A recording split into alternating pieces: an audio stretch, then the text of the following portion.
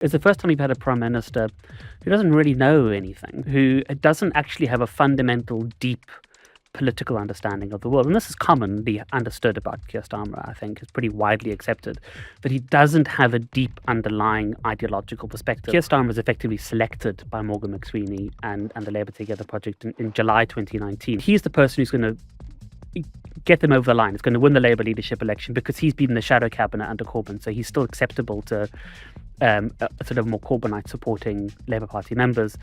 And then once he gets elected, it basically allows Morgan McSweeney's allies to take over the entire Labour Party bureaucracy. You see Boris Johnson, for example, who's like widely regarded as a liar. But Boris Johnson's what I call an extemporaneous liar. He's a liar who lies to get out of trouble. Whereas Starmer is premeditated dishonesty. Paul Holden, I feel that this has been a sort of a long time coming, you appearing on this podcast.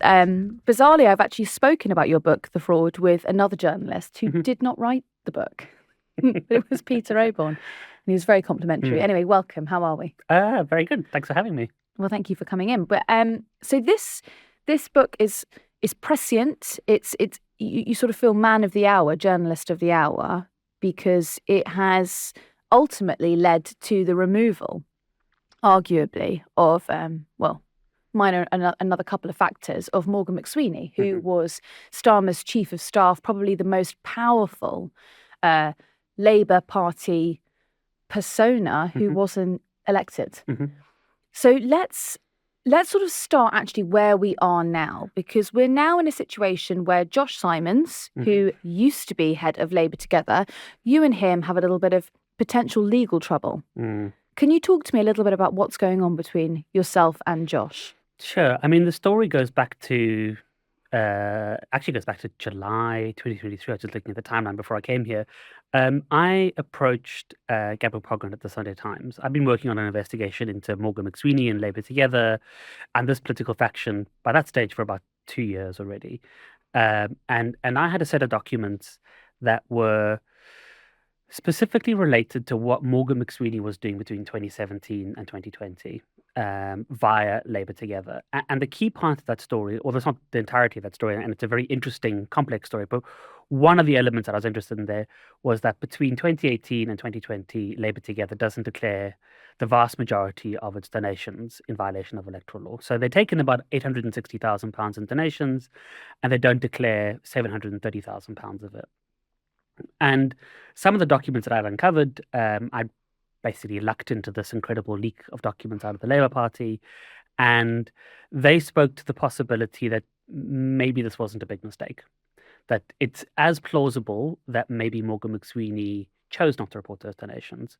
Of course, Labour Together have said it was entirely an administrative oversight and error, and I started gathering information that made me think, well, that doesn't quite hang together.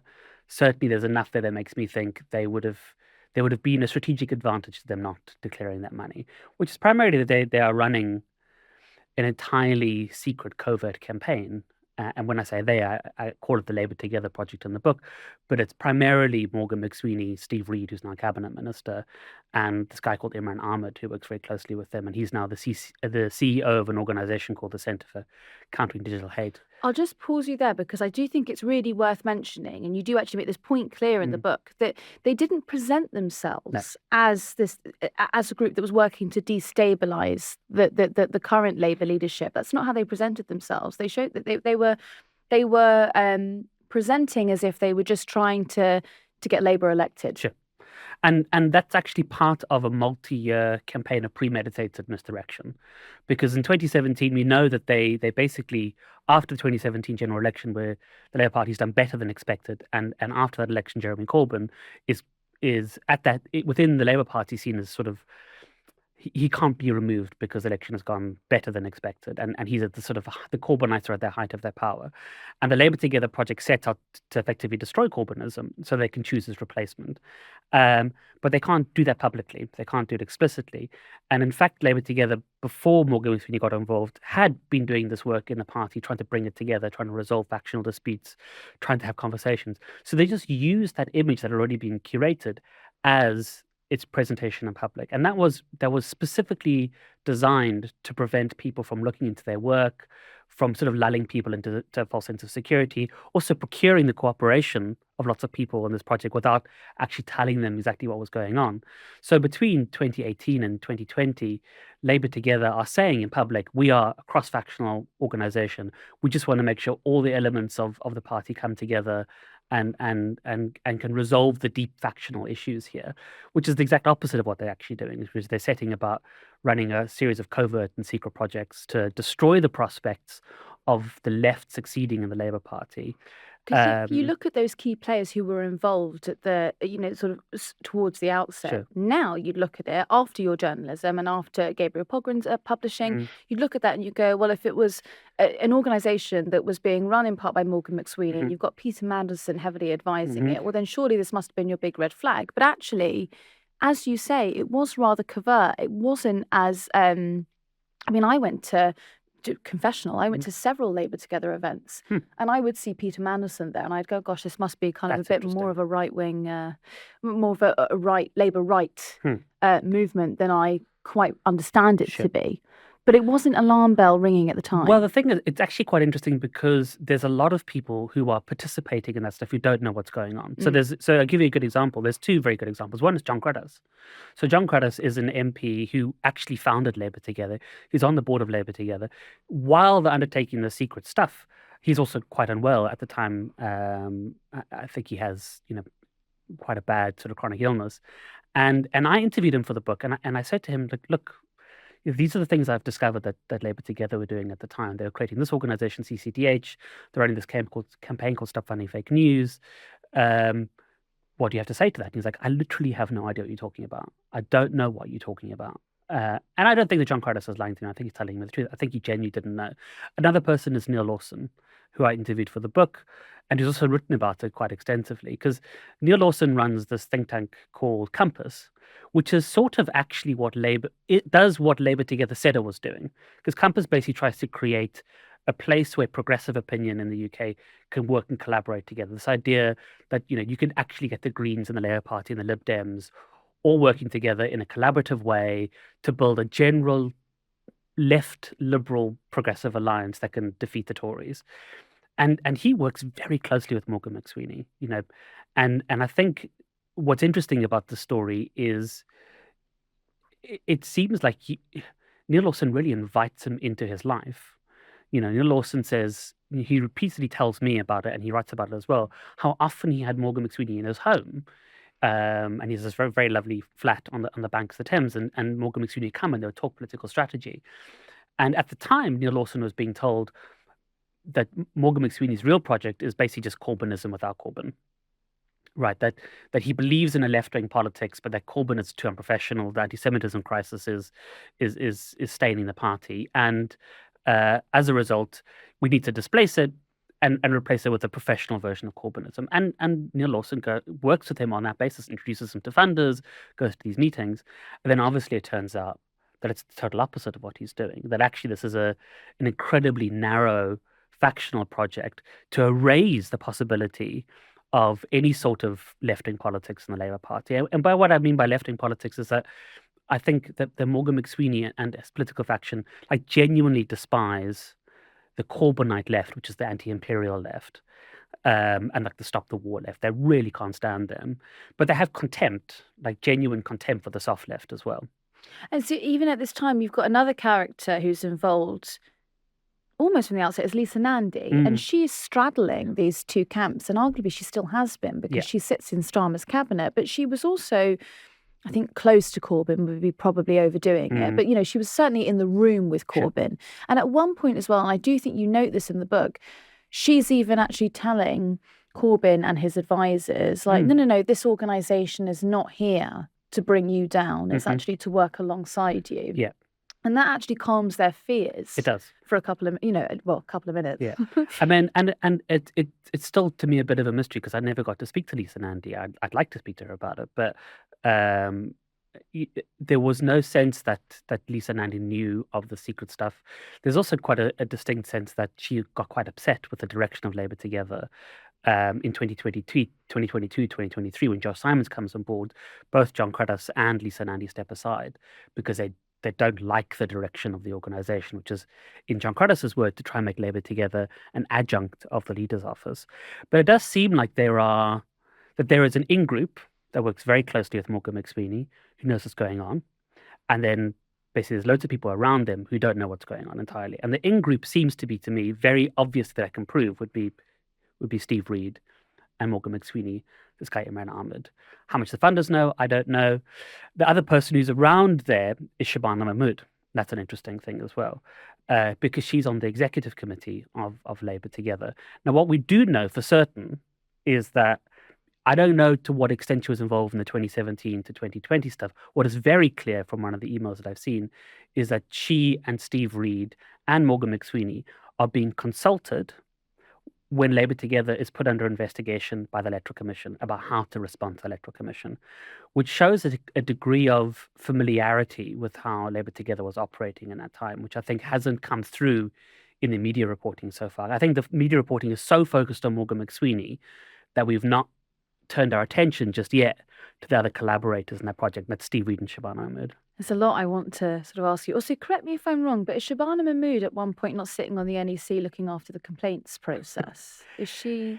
Yes, Okay. he is. So she basically comes into the NEC and she is running, she's overseeing all complaints to the Labour Party, which is in this incredibly tight network, which it's only sort of hoved into view recently about the way the Labour Together project so completely and utterly took over the Labour Party bureaucracy between 2020 and 2024, and what that's actually meant for the shape and content and flavour of this current Labour Party. Because what you have is that Keir Starmer was effectively selected by Morgan McSweeney and the Labour Together project in July 2019 is when they start working together. And he's the person who's going to get them over the line. It's going to win the Labour leadership election because he's been in the shadow cabinet under Corbyn, so he's still acceptable to sort of more Corbynite supporting Labour Party members. And then once he gets elected, it basically allows Morgan McSweeney's allies to take over the entire Labour Party bureaucracy. So one of the first things, the day that Keir Starmer was elected, one of the first things he does is he calls the former General Secretary, Jenny Formby, and says to her, you General Secretary, I don't really want to be working with you. I want a new broom. And she gets replaced. She has cancer at this time, doesn't she? She does, yeah. And she says, fine, now, she could have dug in. She could have said she was going to stay, but she said, no, I accept that you're the leader. I'm going to do that. And she steps aside.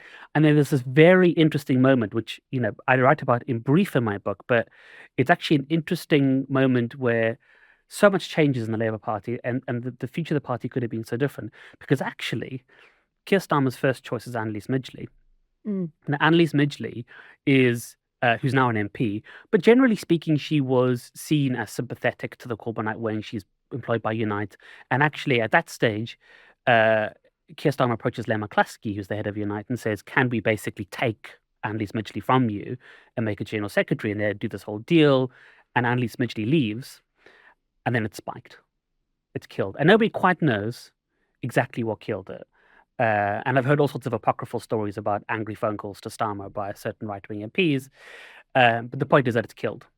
And she, she's treated very badly, Anneliese Midgley, because she's basically left this very good position at Unite, thinking she's going to become general secretary. And they sort of invent a position for her. And eventually she's turfed out as well. But the person who's chosen as general secretary is this guy called David Evans. David Evans, Morgan McSweeney, Steve Reed, go way back. It's part of this sort of South London, Croydon, Lambeth connection.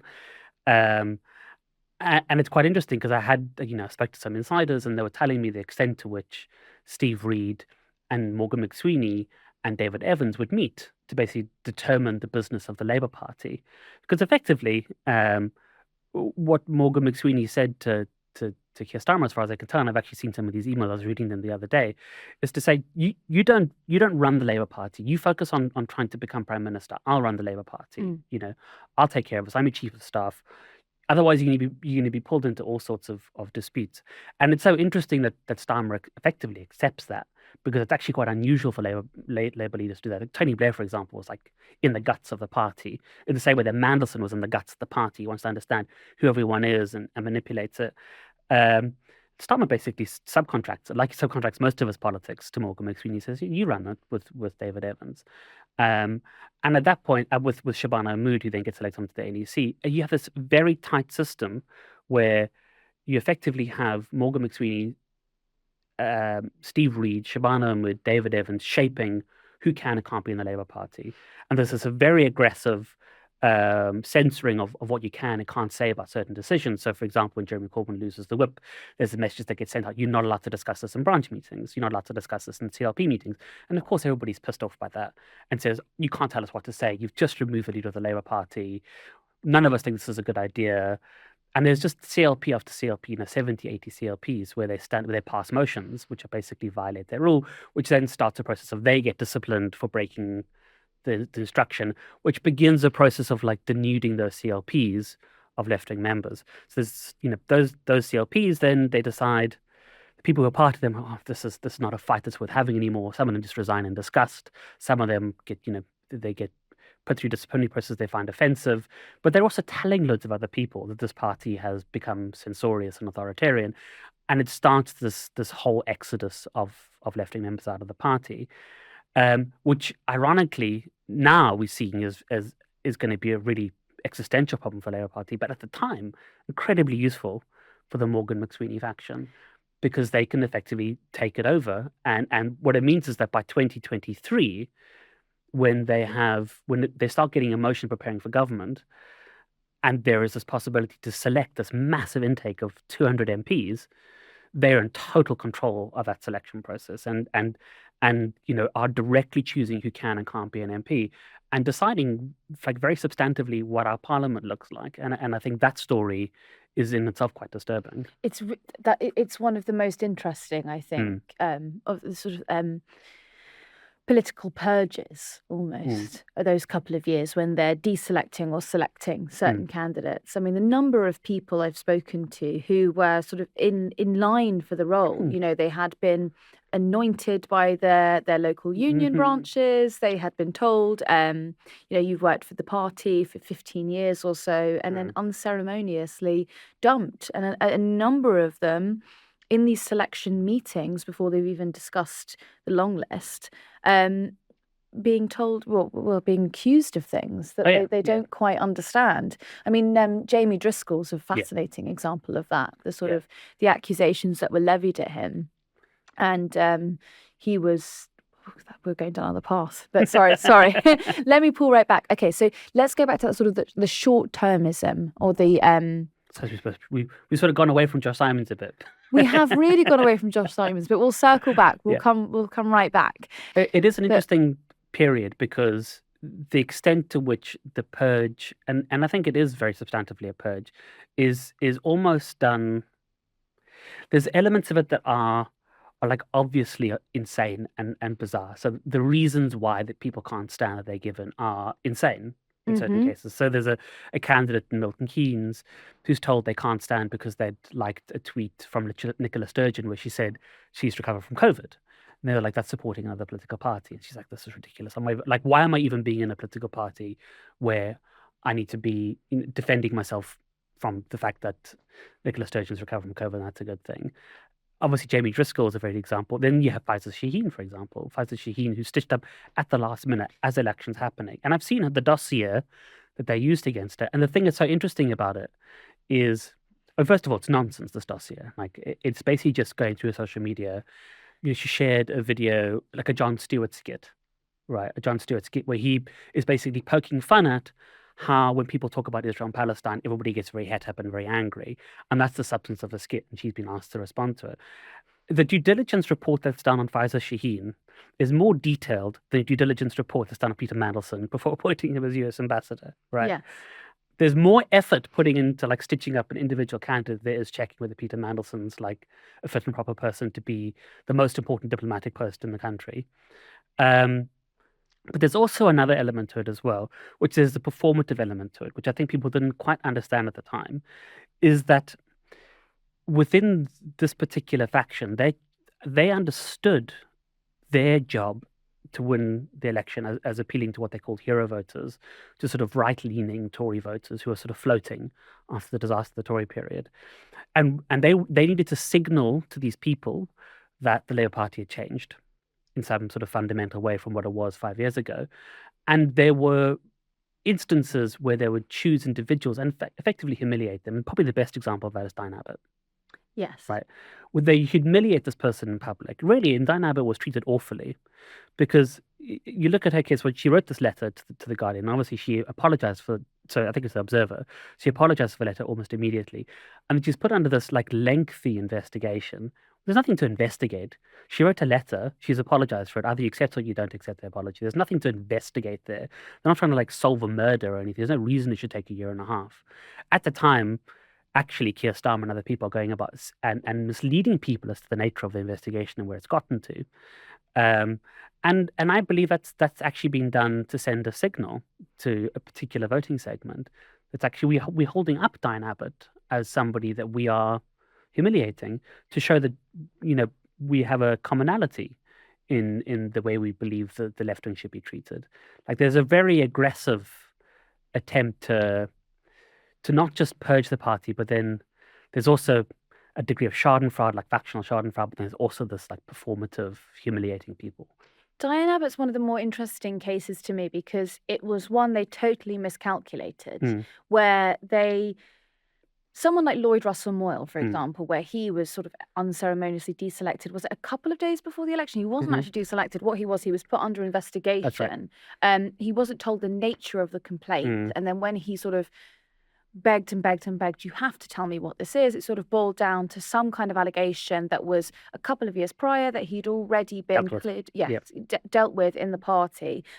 He was under investigation, and that goes to your point of what they were doing was sort of masquerading their political motivations under this. Well, you're under investigation. Yes, and you're right, as if it was a murder and it's got to have a long inquiry. And actually, a lot of them are quite open and shut cases. You either okay, we accept it, we move on, or we don't.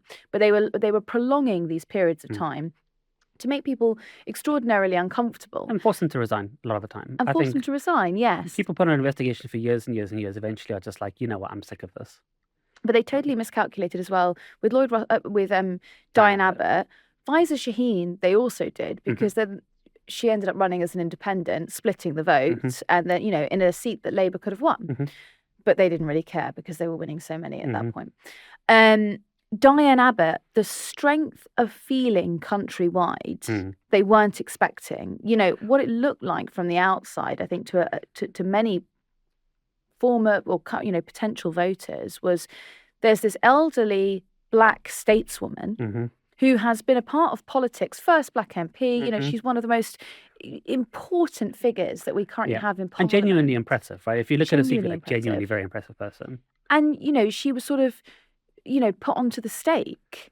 It was really uncomfortable. It was very uncomfortable, and it was done in such a disingenuous way. Because I don't know if you remember at the time, I remember like watching it with like ashes in my mouth, because I was like, they kept on, they all had the same phrase. It's like, Diane Abbott is a trailblazer. Diane Abbott is a trailblazer, but we have party processes. It's like, this is just disgusting. Like, you are acknowledging on the one hand that she is this phenomenal person. On the other hand, you're effectively lying to us. Because at that stage, at the beginning of the election, if you remember, they were saying, well, this investigation process isn't complete. And that was not true. The investigation had been concluded. And eventually Diane Abbott is forced to break ranks, and actually she tells Victoria Derbyshire, like, no, they told me to go through anti-Semitism training. I took the anti-Semitism training months and months and months ago. This thing is concluded. I don't know why they're telling you that it's not concluded. And effectively, it's in the crucible of the election. It creates enough negative attention for that first or second week that they're like, we'll just let it slide. We'll just let it slide. But again, she doesn't have the whip now. They've sort of reheated that old allegation, jumped on her commenting about her own experience, and she still doesn't sit with the party whip. It's extraordinary. Like the extent to which Diane Abbott, mother of the house as well. She's mother of the house. Yeah. That was also after all that I forgot the name of the Tory donor who makes those horrific comments about her as well. And she's not allowed to give comments in the house. Yeah, and like the extent to which she has been so genuinely mistreated by this party is astonishing, I think.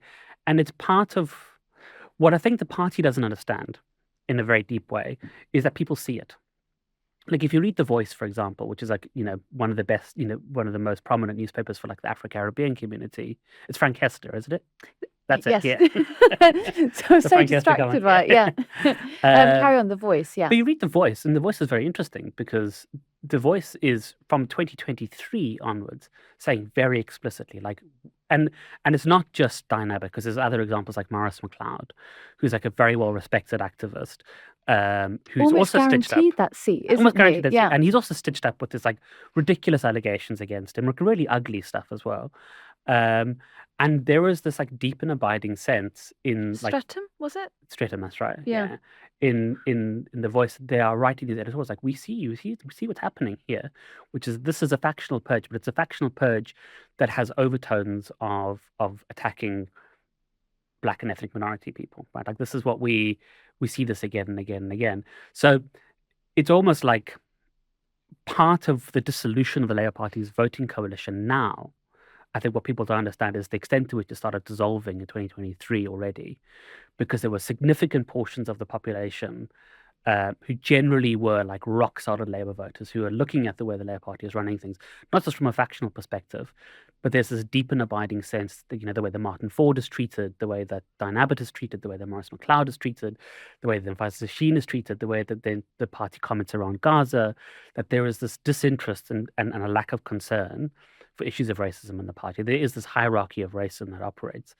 I thought it was interesting because Martin Ford, he's obviously brought into the party to investigate issues of racism and Islamophobia in 2020. And the party treats him abominably, like really awfully. And it's one of the stories that I broke in my book, and it was a front page in the Independent to the election, which is that after he completes his report, which is basically this plea of like, please take racism seriously. I've spoken to loads of members of staff in the Labour Party who are concerned about the fact that racism is not being taken seriously. And the Starmer's first response is to basically say, well, I didn't need this report. I knew the party was dysfunctional, which is not what the report says at all. The report says the party now, under your leadership, has an issue of racism you have to deal with. But that in turn became factional, that report, because Absolutely. you'd have like, I'd have many, in the most simplistic terms that I can speak of this on a podcast setting, Sure. I would have the Labour advisors who would be perhaps described as Corbynites. They would sort of be bringing the Martin Ford report to journalists over and over again. Can you look at this? Please, can you examine this page? Like, please, can you look at this? And then you would have more of the sort of the Labour centre, soft left, moving on to the Labour right, who would be totally discrediting it. And, that they'd be sending you portions of it that were almost a little bit disjointed, smashed together, and say, well, look, doesn't this prove to you that Corbynism was a total mess and this is why we need Keir Starmer? It was an extraordinary time. It was. And I feel sorry for Martin because and I think also there was this people forget that the Martin Ford report isn't actually the Martin Ford report. It's the Martin Ford and 3 other commissioners. It's, very, not exactly radical commissioners who sit in there. I think it's Baroness Debbie Wilcox and others. Is it Ruth Lister, I think, is also on there as well. Is it really? Is it Ruth Lister? Yeah. No, I think you're right. Yeah. It's not exactly like a hotbed of radicals who are, and even though I disagree with some aspects of it, it's like plainly like an attempt to seriously grapple with the material that they have in front of them, right? And it is in a very, very typically Martin way. It's a very forceful yet polite request from all factions of the Labour Party to get their stuff together and tackle a hierarchy of racism. And the party's response is to basically threaten to sue him, is to say, if you speak about your report in public, we will sue you. Because within a year of the report coming out, he's very concerned that, he publishes a list, I think it's 100 recommendations at the end of the report. And there's an NEC working group that's created to deal with those recommendations. And he says, I'd like to come and speak to the NEC working group and explain my recommendations, where they come from, and talk to them, we can discuss them. And he's not allowed to. He's blocked from them. And he gets very, which is an absurd situation to be in. He's not allowed to speak to the NEC about his own report. And then he says, I think it's about 6 months or a year later, nothing has progressed on the report. And he decides he wants to talk to the media about it, which he hasn't done yet. and he approaches Al Jazeera had approached him and asked him to do an interview.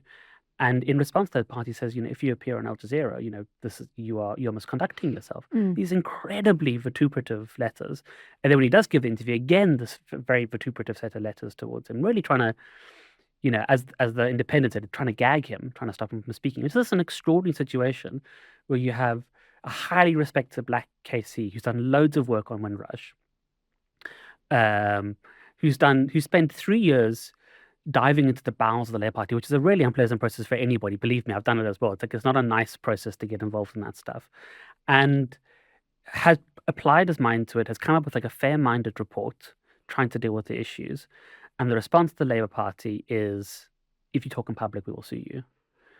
And I think that sort of thing speaks to like a generalized lack of respect for dissent, discussion, anything that falls outside of like a narrow factional agenda, but also that stuff is seen. People understand what's happened to Martin Ford in a very profound way. And I think it's one of the things that alienated Labour from what used to be a core constituency, which is effectively BAME voters. This is stuff that's incredibly well understood and talked about a great deal, that there is the sense that this party has given up on its anti-racist credentials, that actually, when it comes to factional infighting in the Labour Party, they will use racism to win those factional infights. They will actually mobilize people's experience of racism against them to win those factional fights. And that's the underlying soft belly of the Labour Party as it goes into 2024 general election, catalyzed by Gaza, of course. But this is a long time coming, right? It's not just that this is a deeply right-wing factional project. It's a deeply right-wing factional project that lots of BAME people think is either indifferent to racism or actually inhabits racism itself. The BAME, so running concurrently alongside this Martin Ford report, you've got this...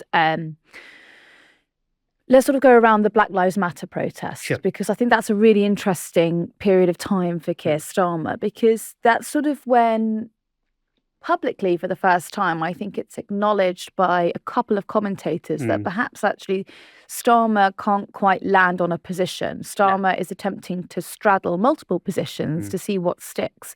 And then there's this... I remember at the time actually reading a piece of commentary that was essentially like, well, it's because Starmer doesn't want to show us who he is until he's elected. And I thought, gosh, we've got a long way to go to understanding this man. But so it's the Black Lives Matter protests. And we've just come out of this horrific example of American police brutality where George Floyd has his neck knelt on by a police officer and he's killed. And his last words are, "I can't breathe." And the UK reacts accordingly, which is, sort of American. We've always had this kind of symbiotism somehow with America. And actually, there's police brutality here and this could be one of us next. And that's the sort of the conversation.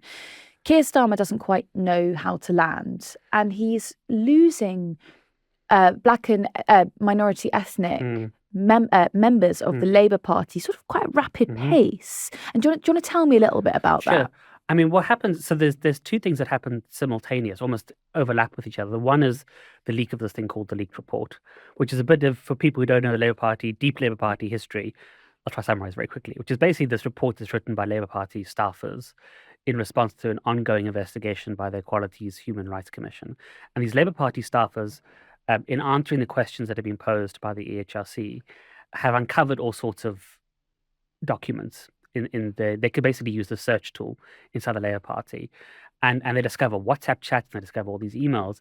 And it sort of reveals this underbelly of like real nasty, ugly factionalism in the Labour Party, like really, really pretty astonishing levels of factionalism between 2015 and 2020, but also within that, there's an underlying sense that that some staff members have engaged in sort of potentially racist conduct. And again, Diane Abbott is the figure here, is the sort of the person who comes up a lot. Is there's comments about her in these WhatsApp groups, and it's reported. And that then creates within the Labour Party this like generalized sense of disgust that there is this issue of racism in the Labour Party hasn't been addressed, and then Black Lives Matter happens as well. So already by the time Black Lives Matter happens, there is the sense of there's a problem with racism in this party, and then Starmer, he does this incredibly weird thing, and it's actually quite typical of him. It's a very easy thing to goad Starmer into saying stupid things, because he has this tendency um, in certain interviews to sort of lean into this like quite unpleasant, like authoritarian read my lips stuff that he does sometimes. So around Black Lives Matter, one of the calls for Black Lives Matter was defund the police, which I think is misunderstood as a call. It basically just means, don't make the police respond to every possible emergency. If there's somebody who has like a psychiatric problem, you need to have a different unit that deals with it, not the police. But the point is that he then asked about this on an interview, and he says, I'll have no truck with defunding the police. I've worked with them for ages, and this is a conversation about police brutality, and he's basically in that interview saying, I will not have you criticizing the police in that way. I've worked with them; they're good people. And then at the same time, there's that famous picture of him and Angela Rayner taking the knee in the office. And these things are incommensurate with each other, right? And people feel like he's being disingenuous when he does the knee. And the knee thing, is so politically stupid and politically naive, because on the one hand, the things that he actually said on the radio or to BBC about the protests have pissed off all the sorts of people who support Black Lives Matter, who then see him taking the knee and think, well, you're just doing this for optics. And on the other hand, it actually creates this like very useful shorthand for the right wing, the Tory press, and for the far right to be like, see, look at this guy. Look how woke this guy is. He's taking a knee in his office, and he lands this like nowhere position. But really, that's just the beginning of that becomes the hallmark of his his administration. That's who he becomes. Yeah, you look at what he does with Israel Gaza. Yes. He does the sort of that LBC interview that is cataclysmic. Yeah. For his position, and then he's still trying to straddle the actually, we need to look after Palestinians, and then even like in the last week we look at what's happened with Iran. It's exactly the same. Yeah. He ends up nowhere. He ends up nowhere, always contriving a position that pleases nobody and pisses off everyone, basically. And because very rarely does he ever make it seems to me, like take a position based on principle. It's always based on like an attempt to balance different forces at different times. And I think it upsets so many people because it doesn't seem like it comes from a place of principle. So the Iran thing is this is a mad situation to be in, where America and Israel started this war, which is obviously illegal, and going to have massive impacts on the global economy and regional stability. It's created like this whole series of cascading crises, and which I feel like is a consequence of a generalized failure of the international system to properly restrain both Israel and America, as they've done pretty horrific things over the last couple of years. And in that situation, Starmer says, well, we're not going to send chips, we're not going to help out, but we are going to let you drop bombs from our bases, which is a crazy position. I don't know if you've seen the footage of it, but you have these absolutely staggeringly huge B-2 bombers, which are flying endless sorties over Iran, where we're watching bombs being loaded onto these B-2 bombers. They're flying from the UK, and they're flying over, and we have no idea whether they're being dropped on civilians or not. So this idea, and I find it really bizarre, this sort of more mainstream news coverage. It's just like Starmer has really put up a line. He's not working on this one. But he is. Mm-hmm. He's letting these bases being used. We are clearly, we might not be flying these sorties, but we are complicit in allowing them to fly these sorties. And there's no guarantee that this is not going to impact civilians, not going to be civilian casualties. There's a very serious line as well at the moment, which is that, well, we're only defence. It's sort of, but again, I mean, it's interesting because it goes right back to what I mean. It feels like a large tangent, but it's not. It really is that Black Lives Matter issue just playing at large and playing out again, because it almost feels that Starmer feels he can have two conversations. So he can speak to one faction who might want him to do a certain thing, and then he can speak to the other side and say something completely different. And he thinks that those two sides of people don't hear each other, the answer. And they also seem to have and he almost doesn't imagine that people have historical memory, which I think is also interesting as well, because the thing that strikes me about and I should say, my book is not a psychoanalytic biography of Keir Starmer, who is actually straight enough a bit of a minor character in my book compared to somebody like Morgan McSweeney or a character like Steve. It's actually rarely mentioned, really. Yeah. But there are certain things that are interesting about him and why he's so useful for this political project, which is, I think, one of the most dishonest political projects that we've seen ever in the UK. And it's dishonest in a way that's unusual because, we see Boris Johnson, for example, who's like widely regarded as a liar. But Boris Johnson's what I call an extemporaneous liar. He's a liar who lies to get out of trouble. He's like the sort of liar who, like, his hand's in the cookie jar. Oh, like, oh, I didn't realize this was your cookie jar. Why didn't you have it? And he does it, and also he does it in quite a humorous way sometimes, and sort of wins people over. Whereas Starmer is premeditated dishonesty.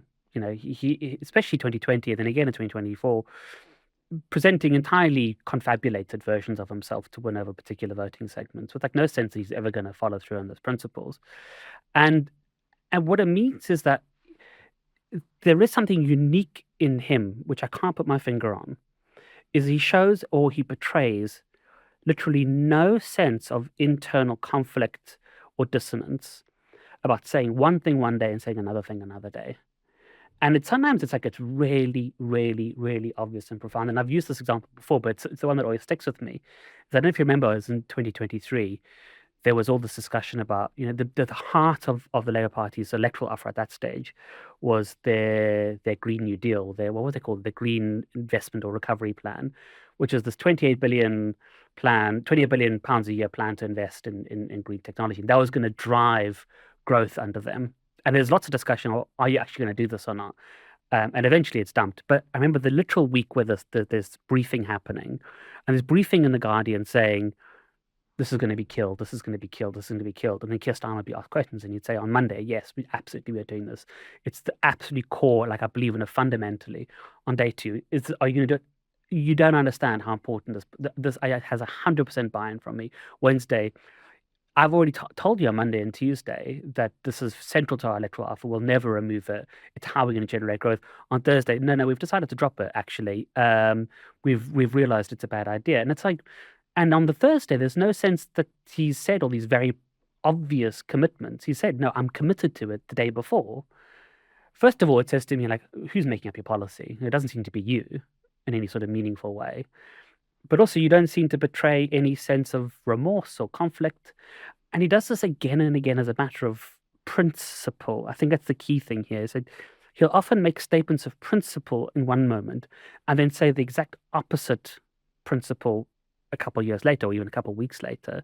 So the example I give in the book, which I think is probably the most telling one, is that during the 2020 Labour leadership election, he says this again and again and again. It's one of the lines he goes back to. He says, there's no such thing as bad for the environment and good for the economy. If it's bad for the environment, it's bad for the economy, which is actually a very radical thing to say, right? Mm-hmm. It's, you're basically saying if this is bad for the environment, we're not going to do it. It doesn't matter if it's going to be economic growth. And that's a statement of principle. And then that's dumped almost immediately because, again, 2023, you have a discussion about whether the licenses in the North Sea are going to be extended or not. And he basically says, well, I agree with what the Tories should do. And then, of course, the Labour Party comes into power. One of the first things they do as a spur to growth is that they approve the third runway at Heathrow. And Rachel Reeves goes and gives, a speech at Davos, and she says, literally, in this moment, economic growth is more important than net zero. Right. These are fundamentally different. These are incommensurate positions, right? So there is a sense, not only that Starmer himself seems to hold no personal dissonance, but he doesn't understand that other people are watching him and know that he's made an offer here and another offer there and can tell that he's lying to them. And I do think that this is, for a long time, that discontent with that political methodology was localized in the Labour Party. Like there was a sense between 2020 and 2023, this guy had lied to win, and there was lots of anger there, but hadn't quite broken out into the public yet.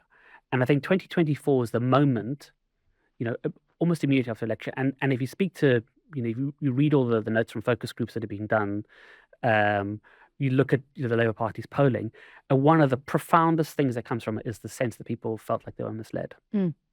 But that's also, you could argue that that's just sort of a moral standpoint, that perhaps you should have, a solid position, and it's morally wrong to mislead your voters. But actually, an interesting macro point to this: if you speak to analysts in the city, they say, well, we're having huge trouble at the moment with, the UK is upgraded or downgraded, in terms of their forecasts more regularly than perhaps other administrations have been, because you don't actually know what they're going to do, what they are going to do, and it is arguably harming the growth that this Labour leadership have been chasing after. I mean, how many times have you heard Rachel Reeves talk about we're going to pay for things through growth, Sure.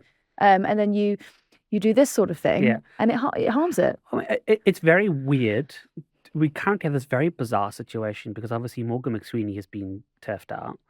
After the Mandelson affair. Mandelson's now gone. You had Paul Ovenden, who was the director of strategy at Number 10. He's now gone, partially as a result of what I review in my book.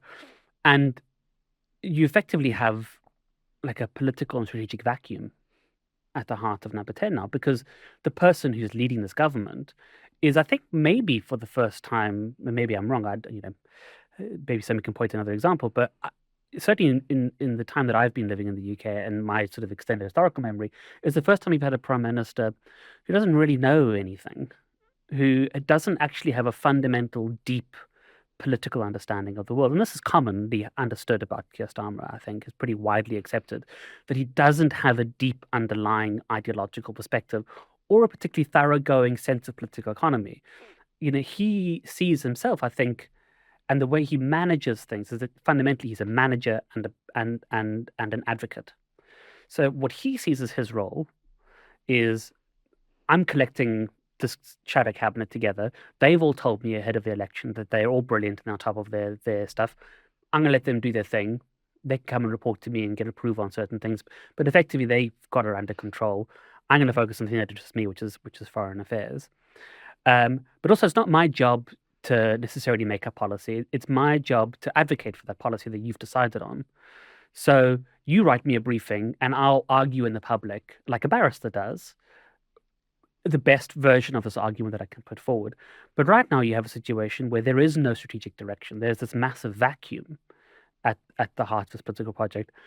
And it's partially a vacuum because this political project, this Labour Together, Morgan McSweeney project, is so successful in that it is, if you look at the cabinet that currently surrounds Keir Starmer, there's all of the senior figures who are associated with this cabinet all have a long-term association with Morgan McSweeney and this Labour Together project. They really have very successfully taken control of the cabinet for the small faction. The problem is that this cabinet now is tainted by those associations. In normal circumstances, after a Peter Mandelson-style scandal, Keir Starmer would be toast. There would have been a leadership election. But the success of this political project has been so aggressively to remove anybody from the centre of power who can challenge Keir Starmer or challenge outside of this faction. It means there's nobody there to fill the vacuum. Or even the processes don't exist, really, where you could use that mechanism. Because if you look at and you write about this, but you look at the changes to the NEC and the changes that were brought in by Keir Starmer and advised upon by Morgan McSweeney, the architecture of those are done so in a way that actually it's very difficult to now remove. I mean, okay, Andy Burnham is a good example of this. Andy Burnham wants to run for well, everyone knows this story, wants to run for candidacy for Gorton and Denton and step down as Mayor of Manchester. There is a compelling argument that doesn't come through until a few days later from Keir Starmer, which is we cannot risk losing the mayoralty at this time to reform, and we don't know which way the political winds are blowing. Now, had that been anyone apart from Keir Starmer making that argument, I would have actually found that compelling. I would have believed in that. Do you know what I mean? Yeah, sure. I would have thought there's some weight to that or some gravity. But what he does, instead of making that argument early on, is he goes back to the NEC, and there's 10 people who make a decision that is that he's not going to sit on the ballot. Which is, and I think the thing that gets lost in that story is fundamentally what did the CLP want? What did people in Gorton and Denton want? And actually, everything that you heard from the Gordon and Denton CLP of the Labour Party was that we desperately want Andy Burnham to stand. And actually, there's one of the underpinning things that people were telling me on the doorstep. I actually went up to Gordon and Denton, although I didn't speak to many people. I went to go and sort of see what it was like and sort of try to get a lay of the land. But the thing that comes through quite a lot is that the constituents of Gordon Denton felt very angry at the fact that Andy Burnham wasn't selected, because what they saw was like, we'd love the constituents of, well, we really respect this guy. We think he's very competent. We think he's got our best interests at heart. We'd love to have him as our MP. It would be an incredible godsend for us to have this guy as our MP. And there's a lot of genuine resentment at this idea that they can't have the standout MP represent them because he's threatening to Keir Starmer. Like it backfires in such a spectacular way in Gordon and Denton, in highlighting both like the thinness and the weakness of a political project that's got 400 MPs in Parliament, but can't stand, the possibility that somebody from outside their faction might win a seat in Gordon and Denton. And they revealed their hand with what they've been doing with the selection process over the years before that, because no one had seen it quite as large of a public spectacle until Andy Burnham. Absolutely. And people understood that this was a moment of like high political crisis in a sense, where I think for a lot of people, they feel like this political project under Keir Starmer is so desperately unpopular that if it lasts for any longer, the Labour Party is going to be annihilated, not just in this upcoming May elections, but will be punished in a couple of years' time, where, the Labour Party could be getting like, 100 seats sort of thing, if you look at the current polling. And that Andy Burnham is somebody who can right the ship, right? Who can take the fight to reform, who can sort of build. I think that Andy Burnham being a leader of their party would actually present some difficulties for Zach Polanski. Well, I was good, but okay. I thought you were going to say some difficulties for himself, because I was going to say we could do a whole other podcast about Andy Burnham. We could go into that. But I think that he could be a person that actually has enough charisma and enough credibility that he can start clawing back all those people that have been lost from the Labour Party. And the problem is that the longer people feel alienated from the Labour Party, and the longer they're forced to see this political project lean it, the more the sort of residual distaste for the brand will remain, and people will go to other places. Well, I think Andy Burnham could have changed that. I don't think he's necessarily as left-wing as people suspect he would be, but I generally think that he was signalling that he'd be more left than this. He'd be like a solid soft left candidate. And in the current political climate, where they would probably make him the most left-wing prime minister this country's had since 1970, whatever, that would be a huge thing, and it would probably be quite popular.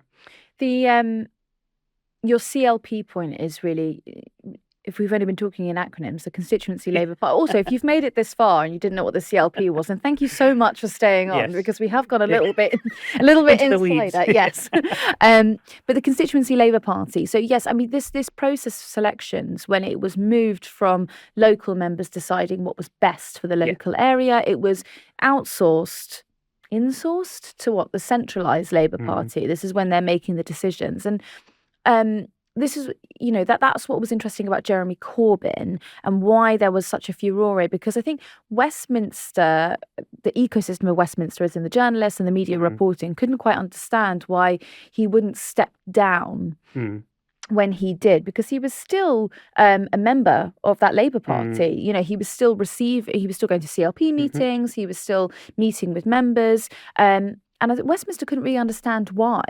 And it's because of the old, or couldn't understand why, Keir Starmer hadn't ousted him. And because of those old rules, he was able to stay in situ. And actually, those local members did not want him to leave. If you go, I went to a few Your Party meetups. What were they even? I don't know, rallies. And they were all former Islington Labour Party branch members. They weren't new people who were trying out Your Party. They had just moved. The CLP wanted him. It's very clear. This, whatever you think of Jeremy Corbyn's politics, and I'm sure lots of people have very strong views on it, the one thing that is very clear is that he is locally very popular. That within Islington, within his CLP, he is very popular, and the CLP would have chosen him. Right, they would have chosen him to be their candidate in the election if they were allowed to. And of course, that's at the point where, having promised, for example, in 2020, he put Starmer and McSweeney's project put out a particular principle saying, the NEC will not choose who can and can't be a Labour Party MP. They literally use the NEC process to say this guy cannot be, even though he's a member in good standing, he will not be allowed to stand as an MP, which is actually in Labour Party history a pretty extraordinary power grab, an extension of what the NEC can abrogate to itself in terms of its power to appoint people. So I had an interest, just a little caveat, a little bit of like a little sprinkle. I remember having this sort of like over a glass of wine, like a little sort of row back and forth with a journalist from another publication where they were saying to me, well, he's deeply unpopular in the constituency. And I was like, honestly, you can say whatever you like about Jeremy Corbyn, but that is categorically not true. That is really, really, really not true. Yeah. He's been the MP for 40 years, and there's a cafe named after him. Exactly. And it's not like the thing that people, again, people have different views of Jeremy Corbyn and his politics, but what is very clear is he was a very good constituency MP, right? That's the sense you get from people you speak to them locally, is that there's so many people who have I had a problem with this, I went to him and he paid attention.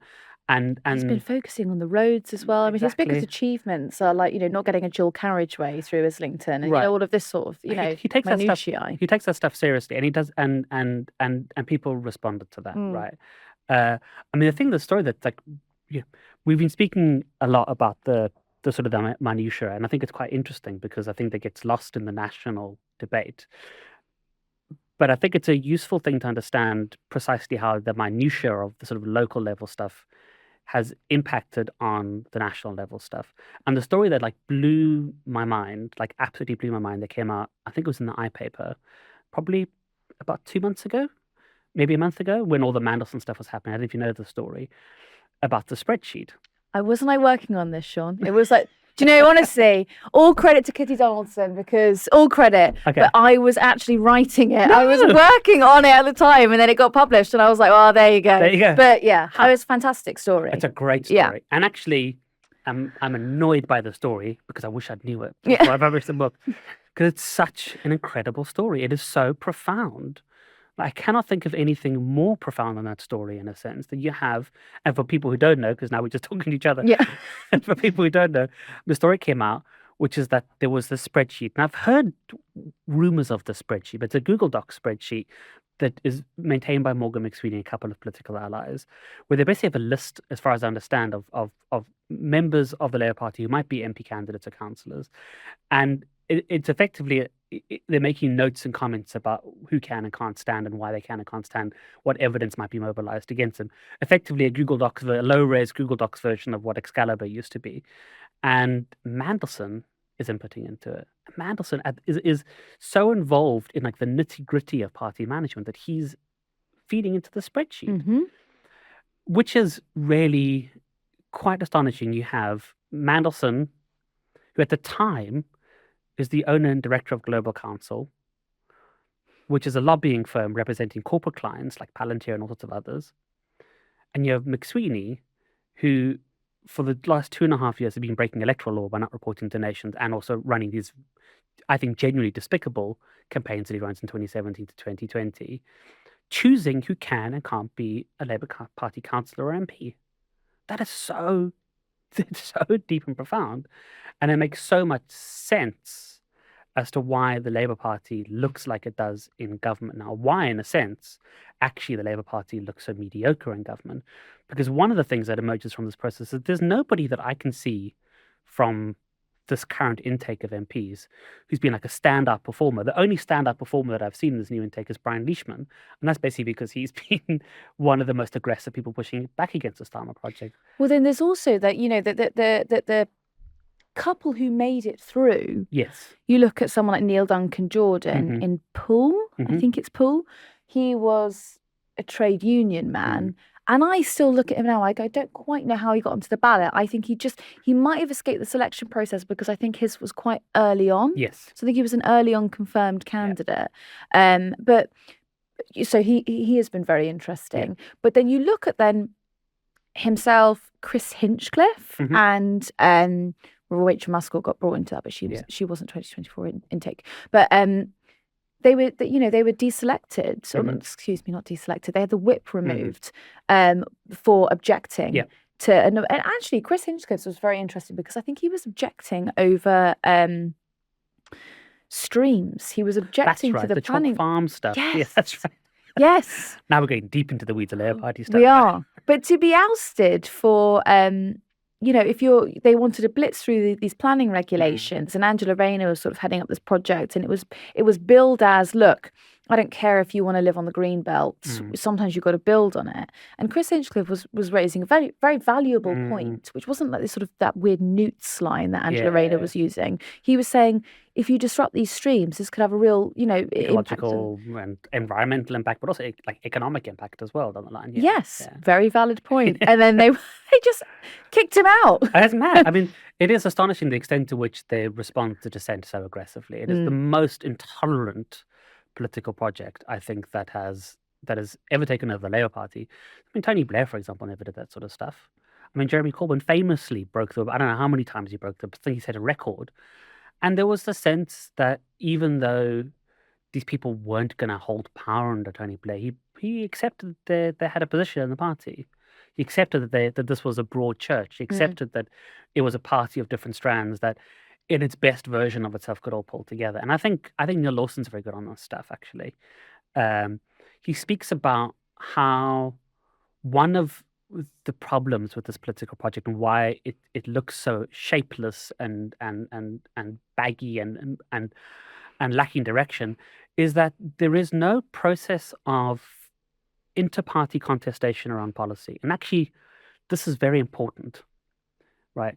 The best ideas will come out of confrontation and contestation that's done democratically, because people will generally speaking, they'll test each other's ideas, they'll road test them, so that by the end of the process, when you in the party, the end process of the policy you present to the public has already been through like an incredibly rigorous period of contestation, checking, fighting, arguing. Arguments fall apart because actually the facts don't stand up. That doesn't happen, right? There's no hinterland to this political project. So as soon as things start going awry, and the policy proposals they come in with in 2024, which don't seem particularly well articulated or thought through, start falling apart in front of them, there's nothing to pull on in the background. But it also means that this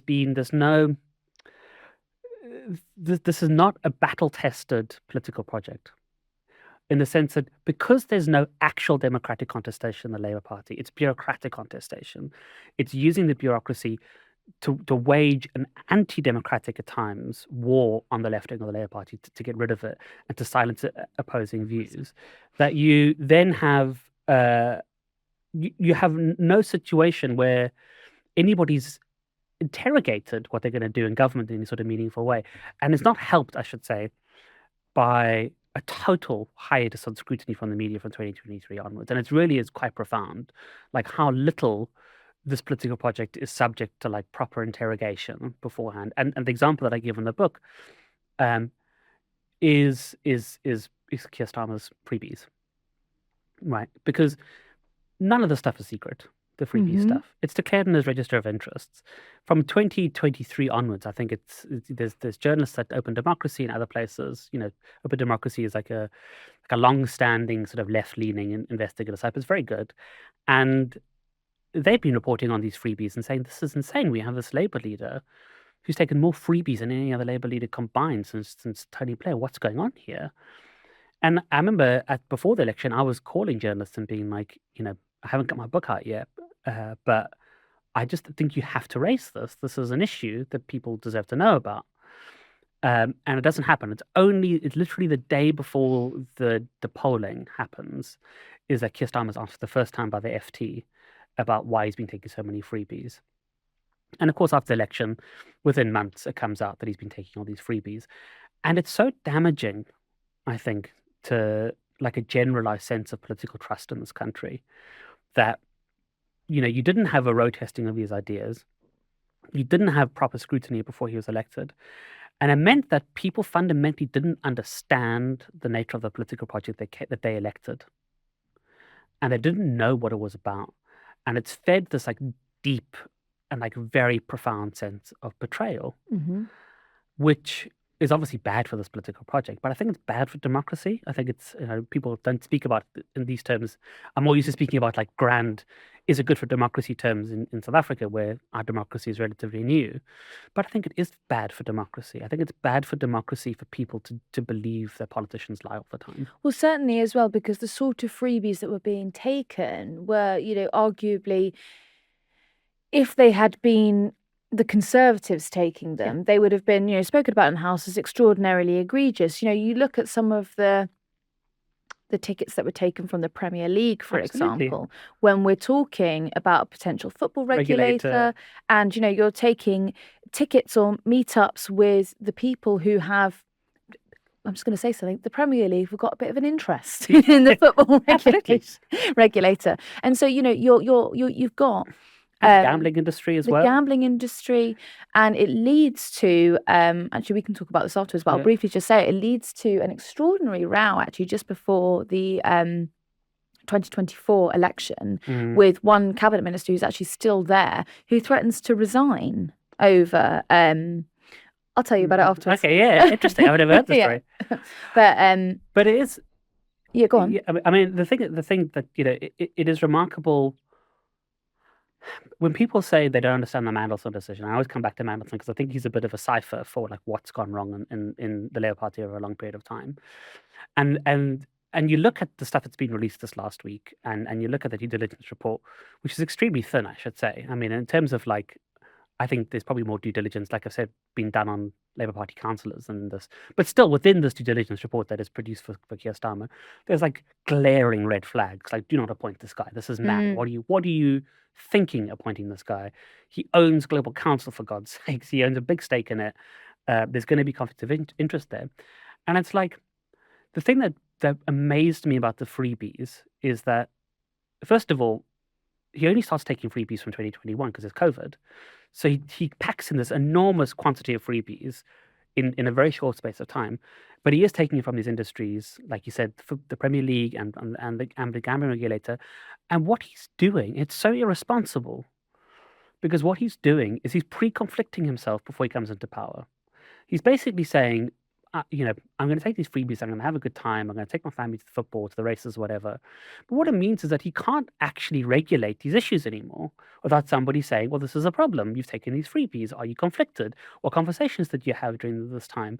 There's like this, I still can't put my finger on it, but it's almost like if you're going to be so aggressively taking freebies and not understanding how you've conflicted yourself at that point, you almost don't understand what it is to do good governance. You almost don't understand what it is to do integrity governance.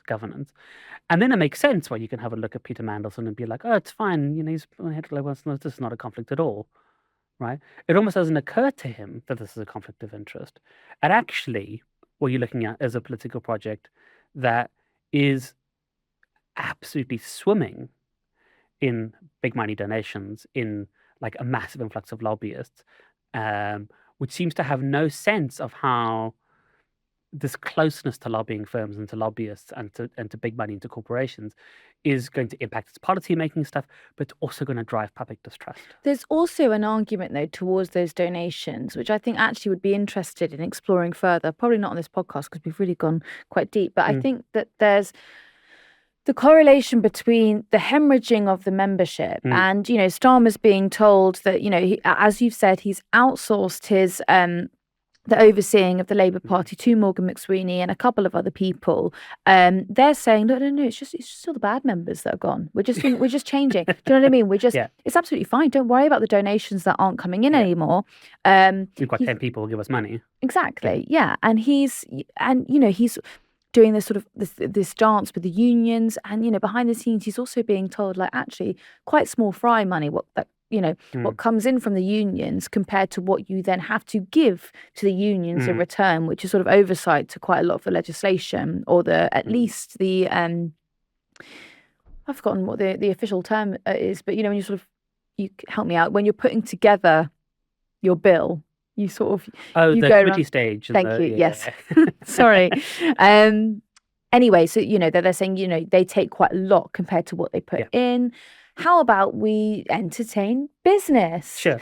And the ramifications of entertaining business in that way I don't think are either not quite understood perhaps at the time when they first start taking those donations, but and also how that will be perceived by the public. Immediately, you've got Westminster journalists who are writing reports that say this shows how sensible Keir Starmer is because he's able to liaise with, It's a good idea. Yeah, and they're writing it up as like, finally the adults are in the room. Yeah. Like, do you remember who was at Labour Party conference? No one, when it was Jeremy Corbyn. Yeah. He's fantastic. The ramifications of that, the actual public perception, have not really been realised until of late. No, and it is profound, like the extent to which business is brought in. So there's this sort of key moment in 2023 at Labour Party conference, which is like the conference just before everybody knows they're going to win power, right? And there is a pamphlet that gets put up by the Labour Party. And they put up a little infographic on the Labour Party Twitter account, which is a breakdown of all of who has gone to conference, and they put this up as this wow, look at this grand achievement. What businesses they did that? And basically, business. There are more delegates from 28% of the attendees are from business, 3% of people are from the unions, and like 20% of members. They're actually bragging about the fact that at a Labour Party conference, more attendees have come from business to attend this conference, right? And then it's actually at that conference as well that you have like the mass sponsorship of events by corporations and defense companies and you did actual overspill. Overspill. I've never seen. It was like walking into an expose, rather like do you know what I mean? Rather than it was like a corporate expo, rather than that's what I mean. Yeah, exactly. And it is a deep and profound remaking of it. And I think one of the ways to understand it, because there's so many different ways to understand it, is that it means that almost immediately you have a Labour leadership that is co-opted into a business environment. And I think what happens is that those meetings that the Labour Party is having with business lulls it into a false sense of security about.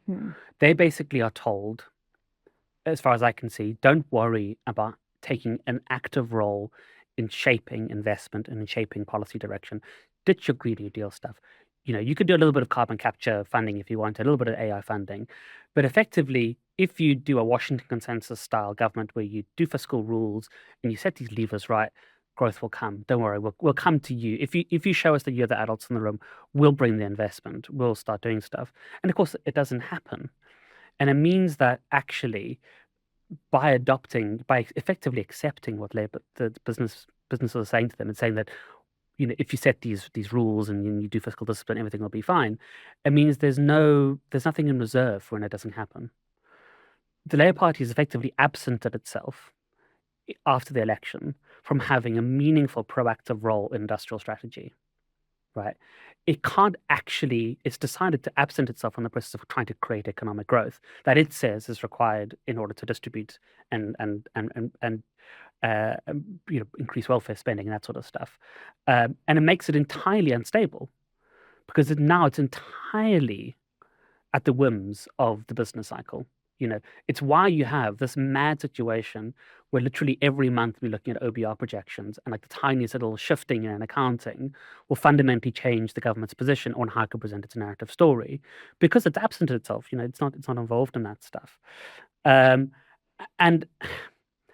I think there is the sense as well, and the other way to understand it, I think, is this is a political project that from the very beginning understood that its own sort of core identity and its core politics do not have a popular constituency basis in the Labour Party.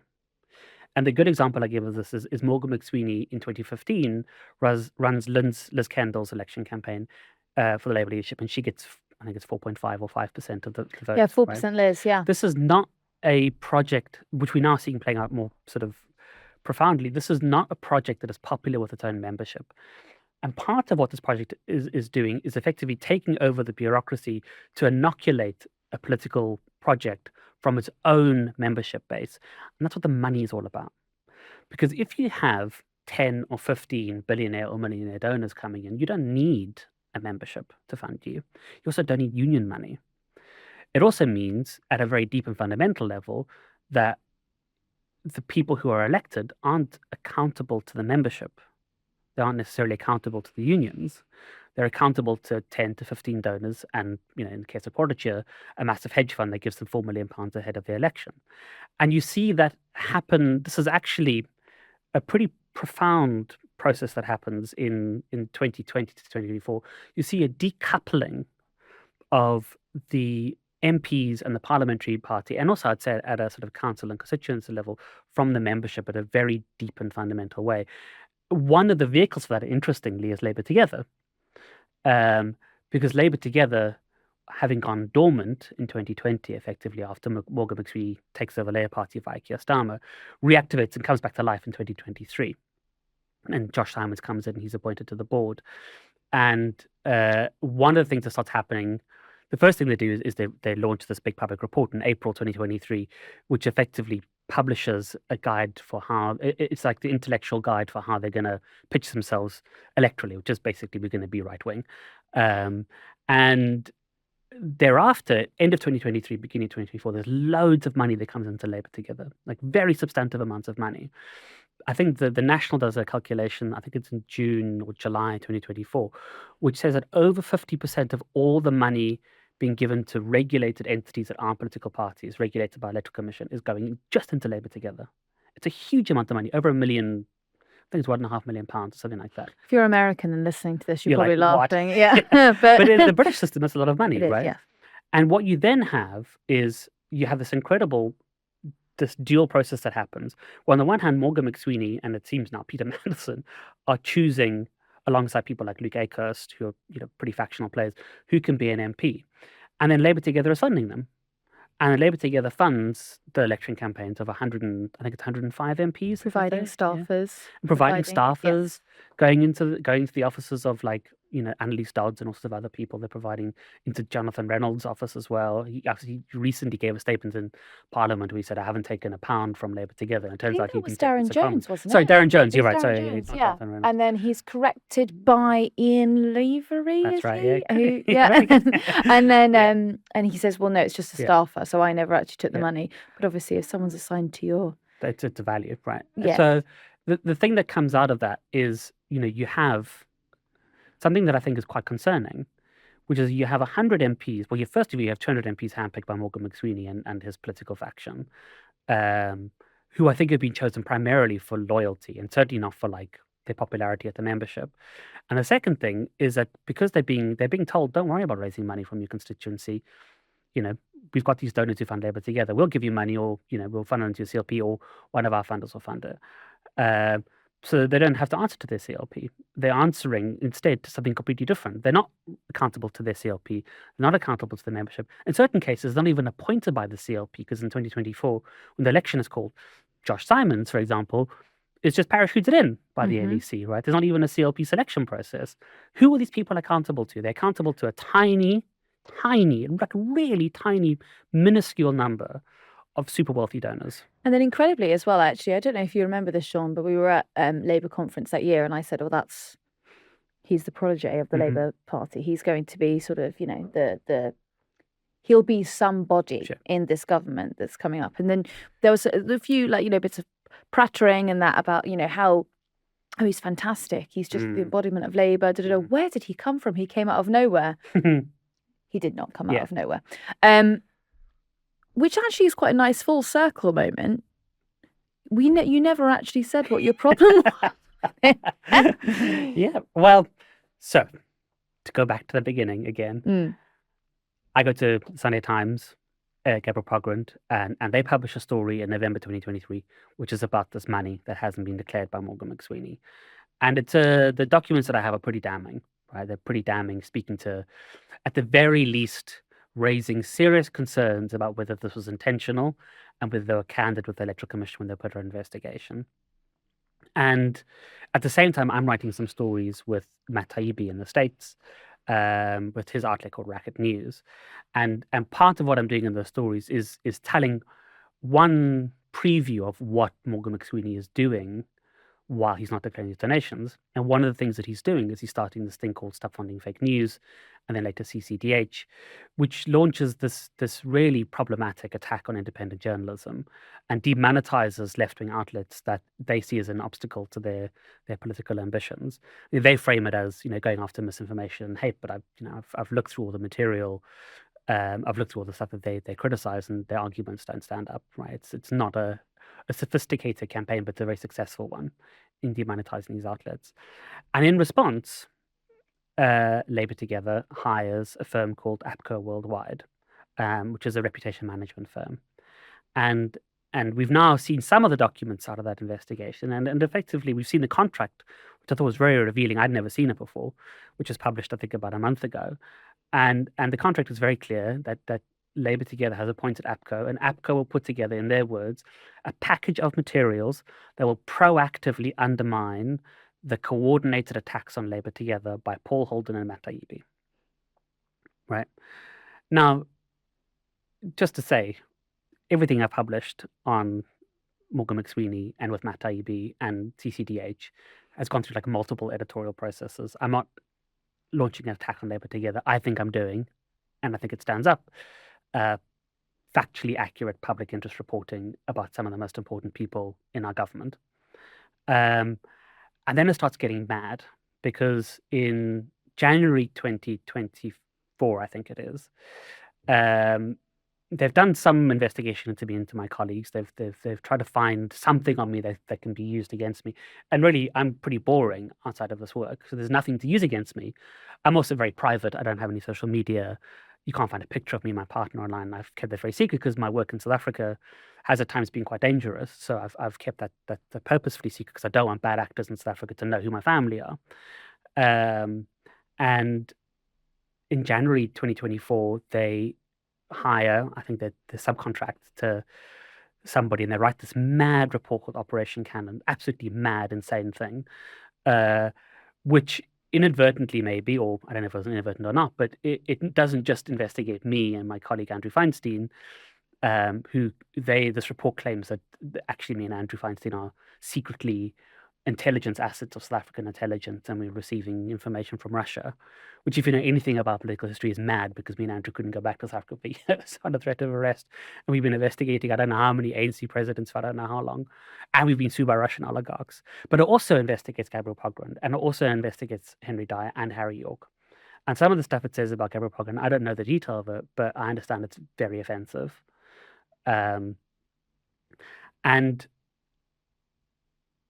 it doesn't end there, because then they try to use that report.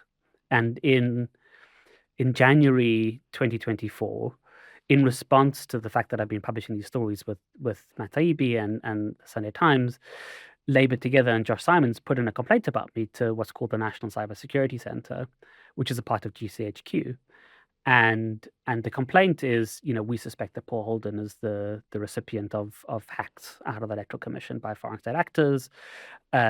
And they attach a truncated version of this Operation Cannon report to the NCSC, basically trying to catalyze like an investigation into me for publishing this material.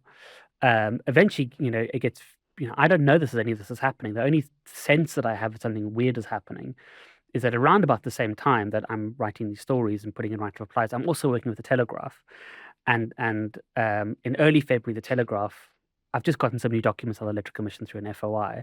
The Telegraph then writes to Josh Simons and to Labour Together and says, we're about to run the story, which in its headline version is pretty damaging for Labour Together and Morgan McSweeney. And within a day or two of those write replies being sent, I get an email from Pippa Crea at The Guardian who says, we're planning to write a story that you're under investigate, that the National Cybersecurity Centre is investigating whether the Labour Together material been hacked by a foreign state actor, and that investigation will cover you, whether you're going to be investigated. And I respond very aggressively, and I say, none of this is true. It's totally defamatory. Do not publish this. And very luckily, the story doesn't run. But I get the very distinct sense from February 2024 onwards that I really ruffled some feathers. I don't know. I only learn about the stuff about Operation Cannon, precisely what's been happening in February this year, when it's broken by Democracy for Sale, Peter Gagan and Khadija Sharif. And Khadija Sharif is this phenomenal investigative journalist, really brilliant, who's been investigating these people for a very long period of time. And the networks of reputation management firms and private security consultants they use. And then The Guardian picks up more stuff, and the Sunday Times picks up more stuff.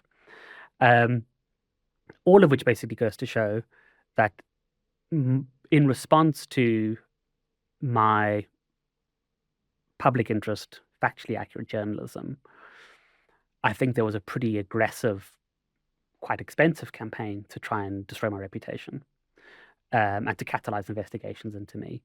Um, and I still don't know exactly what happened, and I think it's a bit of an odd position to be in, because there's been all these stories that have been reported in the media that I don't know anything about. There was a story in the Times that said Peter Mandelson was talking about this stuff to people. That Peter Mandelson was raising the story that Gabriel Pogrom did, and apparently there's been a whispering campaign. I have no idea who has or hasn't seen this Operation Cannon report, which makes these like insanely defamatory allegations about me, which are entirely untrue. I'm still waiting to find out. I've got subject access requests in with Labour Together and with APCO to find out what they were gathering on me, who they're speaking to. And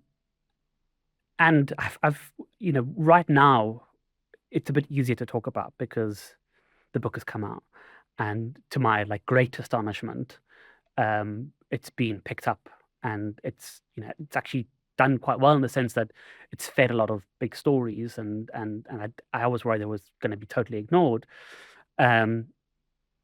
So I can feel a degree of, well, at least it's all out there and people are discussing it. But actually at the time, I was approached by by a colleague, by Khadija Sharif. It was I think it was July or August 2024, and that's when I first learnt about that there was something happening, and it was very upsetting. It was scary, and I think a part of it's because we didn't know what the scope of the investigation was, who was involved, but it was very alarming that we basically had these people who've just taken power, who have been have like done such bizarre, unpleasant things, and really, I feel, really like overstepped the mark. Really did stuff that they shouldn't have been doing. Really gone over the line of like finding out where I live, finding out who my partner is, finding out what my family is. I find is invasive, and it's invasive. Working to discredit you in a way that wasn't. It's fundamental, and it's if I always think back to the that Guardian story, and like, what if it had happened? At the time that Guardian story came out, my partner was 7 months pregnant. We've got now a 6-year-old, but that she was 4 years old. We're constantly having like childcare emergencies. I get an email from Pippa Cray at 7 in the evening saying in 24 hours we're about to run the story. And if I hadn't been checking my email, or if I'd been on holiday, or if my daughter was sick, which she often quite was, and we had to take her to hospital or something, what if that story had run? Like, it would have devastated my reputation, devastated it, because I'm not well known here. I understand why I'm not well known here. Like, I do long form investigations. A lot of my work is in South Africa. But we run a small NGO that does anti-corruption work, and all of my funders would have been like, what on earth are you connected to Russia? Even if I gotten the story retracted at some stage. But it's not retractable, those sort of allegations. They're not retractable. Yeah. They really stick, right? And also the thing that still pisses me off almost more than anything else, which is not to say that I'm not pissed off about my family's privacy, but at the time I was working on like pretty high level stuff in South Africa, where I've been investigating grand corruption, state capture. I've been working very closely with judicial authorities in South Africa, following dirty money. Huge amounts of money were looted from the country by Jacob Zuma's administration and people associated with it. And I've been helping authorities find that money and trace it. I've been working with the FBI and the DOJ, and authorities in Germany and authorities around the world to try and recoup that money and see there's some accountability. And it would be really problematic if it comes out that I'm an expert witness in proceedings, for example, in this like pretty big civil recovery case. I'm the expert witness talking about money laundering, and a story comes out saying actually this guy's a Russian agent who's connected to ANC intelligence or something. Devastating to those cases. Right, I can't appear as an expert witness, and those cases fall apart. Right, there's a big commission of inquiry in South Africa called the Zondo Commission of Inquiry, hugely important 4-year investigation into grand corruption. My investigation was the heart of what they call their flow of funds investigation. I did this 5,000-word report for them, 5,000-page report for them on all the money that we could trace, working with investigators, auditors for a year to put this stuff together. It's then adopted in full by the commission, which then recommends all sorts of prosecutions in South Africa. Now, the political fallout in South Africa, I don't want to overstate my importance, But it would be problematic if you have this very high-profile anti-corruption commission, and one of its central witnesses around money flows is shown to be an anti-intelligence agent or a Russian agent. Like that's just like that's the sort of political damage that nobody recovers from, right? And it infuriated me the extent to which how little that seems to have factored into people's thinking around it. Now, it could be, I have no idea. It could be these people who are writing these reports genuinely believe this stuff. I mean, I suppose you could, I suppose you could genuinely believe it, but I just felt furious and upset. But while it was happening, it was scary, like genuinely scary. Which is why I find the way it's been handled so deeply infuriating and disrespectful. Sorry. No, it is. Because we've had, basically what happens is you have the story breaks, and Josh Simons, who's a cabinet minister, he gets put under investigation by Sir Larry Magnus. Before the investigation's even out, Josh Simons posts to this Labour Party WhatsApp group saying, "We're moving quick. The propriety and ethics team has already cleared me." The day that the investigation's announced, I write to Larry Magnus and say, I've got information to give you, I've got evidence to give you, because, there's stuff that's been happening behind the scenes that nobody knows about in this case, since the stories have been coming out, and I want to give it to you because I think it speaks to your investigation. And I don't get a response, but I say, I'm going to send you a detailed evidence dossier. On the 27th of February, I send this lengthy letter to Larry Magnus setting out all the evidence that I have that hasn't been published anywhere else, and saying, like, I really think you need to consider this. And on the same day, he clears Josh Simons. And I've written back to Larry Magnus and said, like, this is insane. I asked you specifically just for the opportunity to give you my evidence. You don't have to believe it. You don't have to accept it. You can discredit it if you want. But, like, and I don't like using this phrase very often, but I'm a victim here. I think that at the very least I should be given an opportunity to give you the evidence that I have and give you my personal perspective so you can weigh it in your decision making. And it wasn't called on. Did you have any acknowledgement? Nope. I got an acknowledgement after the investigation was concluded. And I've now sent another letter, I think it was 2 weeks ago, a week ago, saying what on earth happened here? I asked you to give evidence. Did you even bother reading my letters before you came to this conclusion? I haven't had a response to that either. I now have it on my to-do list today, send another stinging letter to Larry Magnus to say, look, why aren't you answering me? And then, of course, it's compounded because, effectively Josh Simons is allowed to resign. He's basically, Larry Magnus makes no finding, although he does say to Starmer, you may want to consider your the reputation of the government and whether you want to be answering questions about this, which sort of gives them the leeway to get Josh Simons to resign. And then in Josh Simons' resignation letter, he issues this very profuse apology to Gabriel Pogrund, who has been genuinely victimized by this investigation. But then he launches this like pretty astonishing attack on me and my colleagues. Well, to differentiate you, there's this sort of there is water, or there's sort of a difference being drawn between the two of you, which I don't think would have been particularly agreeable to the other parties involved in this. That one is a very valued member of the Fourth Estate, and then someone else, you in this case are outsider, or a bit of like or is it what my cat's called me? The ultimate and crank denialism is what he's called me, right? Right. So and it's not atypical for this political project, but because actually. And I think the thing that's interesting about the story, if I look at it sort of analytically, is the stuff they do in 2024, 2023, 2024 is not unique in as much as in the period between 2017 to 2020, Morgan McSweeney and his colleague Imran Ahmed do launch a campaign to destroy the lives and careers of journalists. Mm-hmm. And they're pretty explicit that they are working to demonetize left-wing outlets like the Canary and others, that they say is publishing fake news and whatever allegations are. They did, and they ran, as you detailed very well in these books, about that. And actually, do you know what, Sean, while you're here, I mean, I think you'll recall, actually, we were at a Labour Together event where we were told by, we came a little bit after the Canary, so we're obviously, we weren't quite, and also our politics are slightly different to the Canary, right. But we were told explicitly by a young staff member that they were not to interact with us. And they said to us that they found that Sean, I don't know if you can hear me on the talk back here, but this is categorically true. I was standing by the bar, and this guy said it to me. He said, "I'm really sorry because we love PoliticsJOE and we really want to work with you, but we've been told not to speak to you." Amazing. I mean, that's the thing, is that there is the separation. And actually, Keir Starmer writes about it, right? Because she writes about how she was invited to this one dinner the Labour Together hosted. I think it must have, judging from context, I think it must have been late 2019. And it's effectively a dinner where, and I've heard about this dinner from other people, where Labour Together is sort of introducing the Guardian to the fact that Keir Starmer is going to be Labour Together's choice in Labour leadership election, which is very interesting because when the leadership election actually happens, Labour Together is telling everyone we're not backing any candidate at the time. And Shabana Mahmood writes an article on Labourlist, which she says, don't worry, Labour Together is not backing a candidate, when actually they've been backing Keir Starmer the whole time behind the scenes.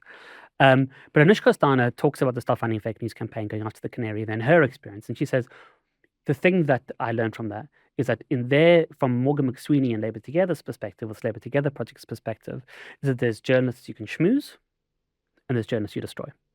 And that's her words, right? And I think that they are still operating according to that binary, that maybe I can be separated from respectable mainstream journalists in some way. I'm hoping it's not a successful campaign, but I think it does speak to like a generalized distaste for outside of the Westminster bubble journalists, and the sense that they're not nearly as important as Westminster journalists, and Westminster journalists' feelings are much more important than somebody like mine. It also destroys actually the credibility of Westminster journalists because it suggests that they are malleable, and it suggests, so actually it's just, you've got to go because I'm very much worried about your car. But I think it's unfair on Gabriel, right? I think that's the thing that's interesting. Totally. I think that is that me and Gabriel, our books, and I criticize Gabriel in my book, and I think we come at certain parts of the story from quite different perspectives. But at the same time, I think that I will say that my engagements with Gabriel have always been respectful, and we've been very open with each other about our disagreements. And I don't think that Gabriel particularly likes the idea that he's being held up as the good journalist and I'm the bad journalist, right? I think he finds that distasteful. We actually really did not touch on the book at all. So The Fraud, we're going to put the link. The link is in the bio. If you could buy it from there, I think that would be most appreciated. Thank you. Thank you very much. Thanks for having me.